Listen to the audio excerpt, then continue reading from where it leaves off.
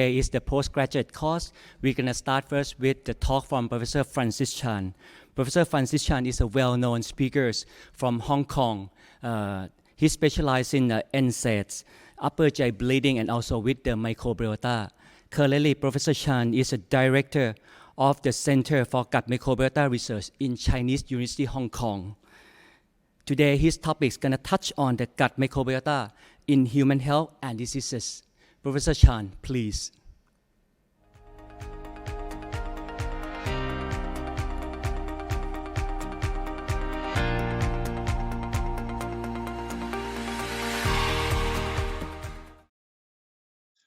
Good morning. This is Francis Chan from the Chinese University of Hong Kong. I would like to thank the organizing committee for giving me this opportunity. The topic this morning is gut microbiota in human health and diseases. I'm going to divide my talk into two parts. The first part is an overview of certain conditions that are well known to be associated with gut dysbiosis. And the second part will be the kind of research and clinical applications we've identified at the Chinese University of Hong Kong that may contribute to our human health and diseases in relation to manipulation of gut microbiota. A very fundamental question is, why should we bother to study gut microbiota? In fact, one has to be aware of the fact that our human genes account for only 1% of the total body genome. The remaining 99% actually are derived from our gut microbiome. And I believe by understanding and manipulating microbial genes, we overhope not only to predict, but also to change our fate with regard to health and various health conditions. In fact, there are conditions associated with imbalance of gut microbiota, such as colorectal cancer, COVID-19, obesity, eczema, autism, and even hair loss, dementia, and chronic pain. Whether this dysbiosis is an epiphenomenon of the human conditions or they actually contribute to the pathogenesis of these diseases require further investigations. One classic example is obesity. In fact, there's an epidemic of obesity in many Western countries, such as the United States. And this very interesting study published in Cell about 3 years ago have nicely shown that among the immigrants from South America, for the first generation, while most of them were lean individuals, they gradually became kind of obese. And with the second generation US-born US immigrants, more and more of these people become obese. And one very interesting observation is that these changes in obesity is associated with a decrease in gut microbial diversity, as shown by the mid panel. In particular, there's lots of bacteria associated with plant fiber degradation, such as the Fecal strains, whereas certain harmful bacteria leading to obesity, such as Bacteroides, are on a rising trend among these individuals who are becoming obese, suggesting that the environment can actually change our gut microbiome and leading to an increase in the incidence of obesity among US immigrants. There's also evidence showing that the gut microbiome between underweight individuals and obese individuals are very, very different. In this study published in Science, interestingly, it's shown that by transplanting stool microbiota from an obese twin to mice, it can actually cause the mice to become fat. In contrast, by transplanting stool microbiota of the lean twin to mice, it will make this the mouse to remain lean, suggesting that the gut microbiota can actually contribute to the pathogenesis of obesity.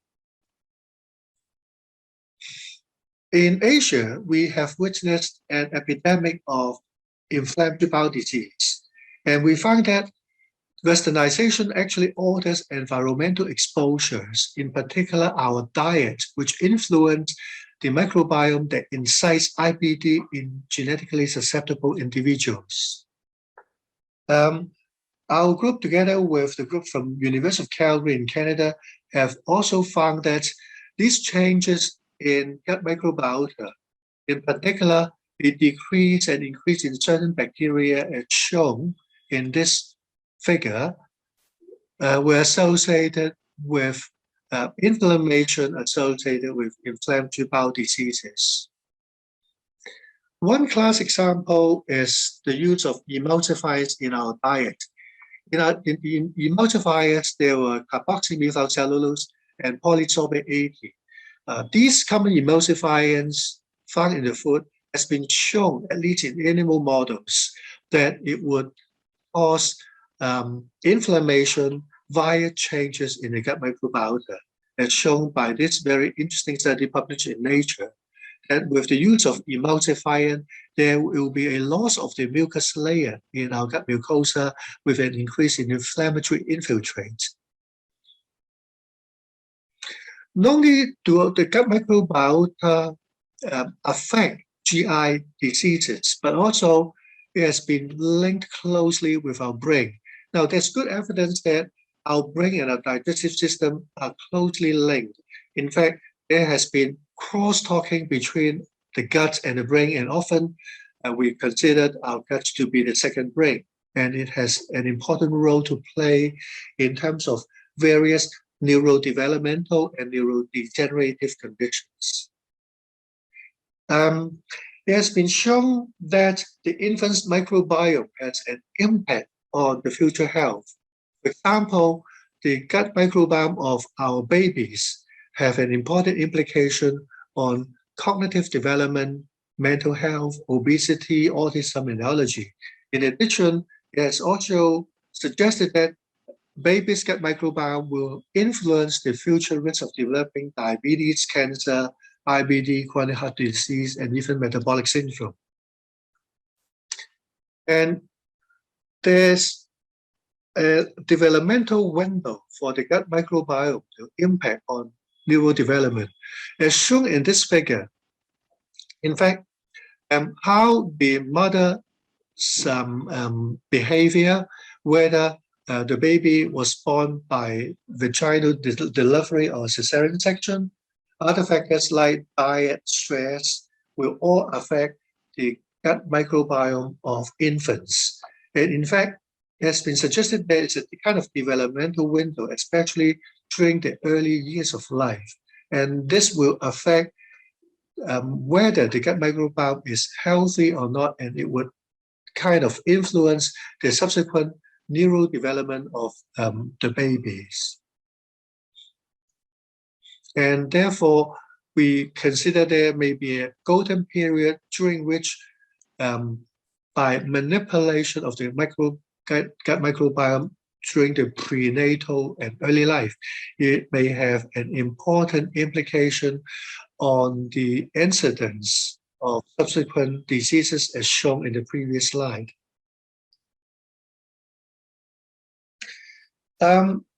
One clinical application of gut microbiota is fecal microbiota transplantation, FMT. In fact, FMT is nothing new. It has been first reported as used as one form of medical treatment in ancient China more than 1,000 years ago. But not until year 2013, there was a group from Spain published this randomized clinical trial showing that the use of duodenal FMT can actually improve the outcome of patients suffering from recurrent Clostridium difficile colitis, and with a cure rate of over 90%. In fact, since the publication of the use of FMT for C. diff, the United States have approved, the FDA have approved the use of FMT for the treatment of C. diff colitis. And then there are other studies trying to explore the indications of FMT beyond Clostridium difficile colitis. For example, this very interesting study have demonstrated that the use of fecal microbiota transplantation can be used for the treatment of refractory immune checkpoint inhibitor-associated colitis.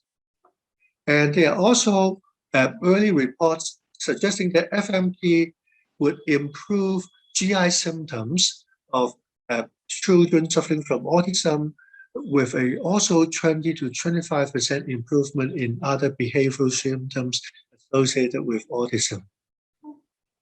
And in fact, back in Hong Kong, in CHK, some 2 years ago, we have established this Microbiota Innovation Center we call the Magic Center in the Hong Kong Science and Technology Park.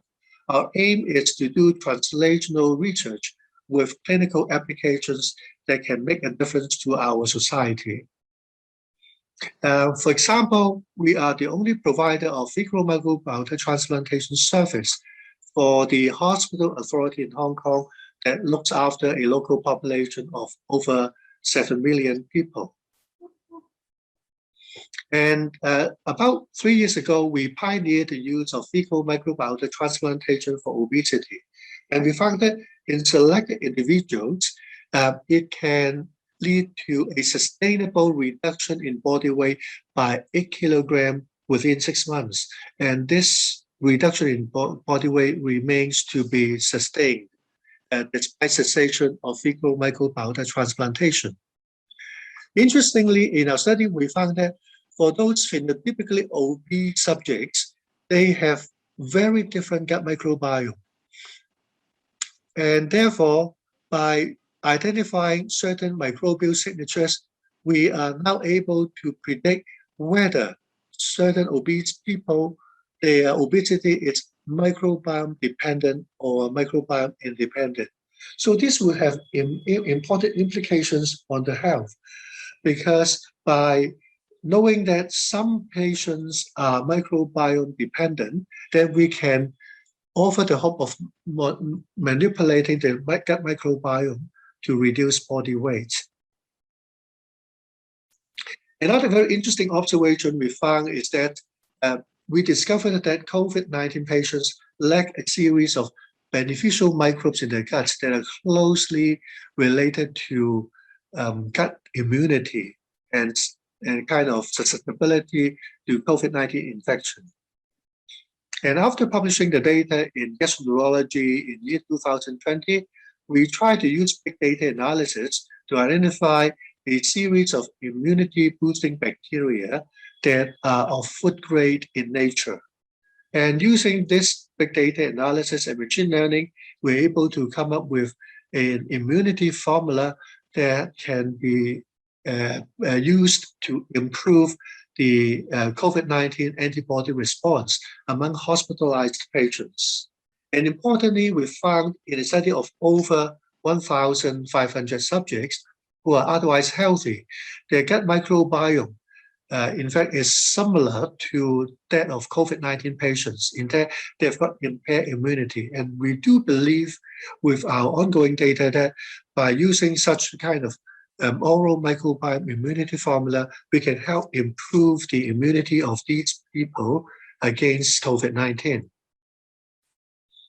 Another important finding is the use of gut microbiome as a signature for early diagnosis of colorectal cancer. And we found that the gut microbial genome of patients suffering from CRC and those healthy individuals are two completely set of gut microbial markers.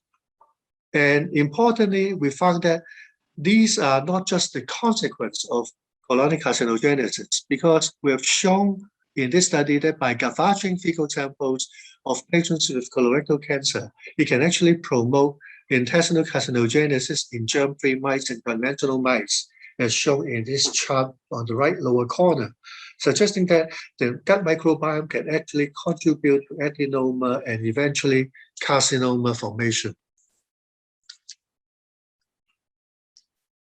And using metagenome analysis, we have identified hundreds of possible candidate genes.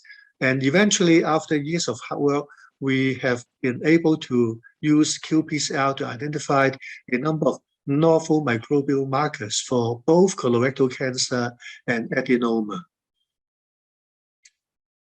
And recently, we have successfully identified a combination of gut microbial gene markers for early detection of colorectal adenoma and cancer, and we call this panel M3CRC test.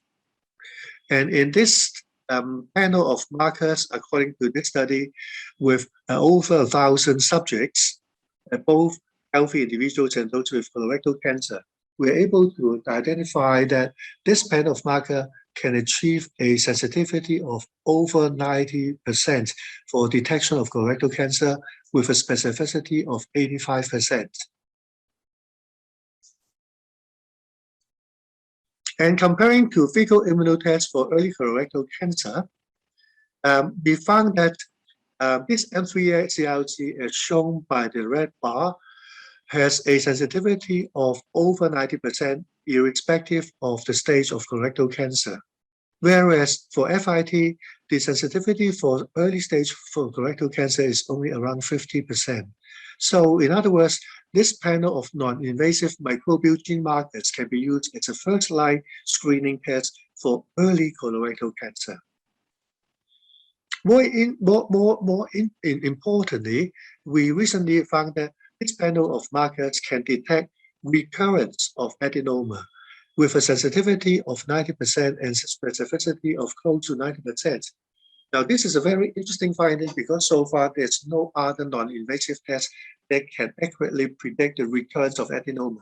Using FIT as an example, it has a sensitivity of less than 10% for detection of recurrent adenoma. Apart from adenoma detection, early cancer detection, we have also found that this gut-brain signaling is disturbed in children with autism. So this gut-brain axis contributes to neurodevelopmental problems associated with autism.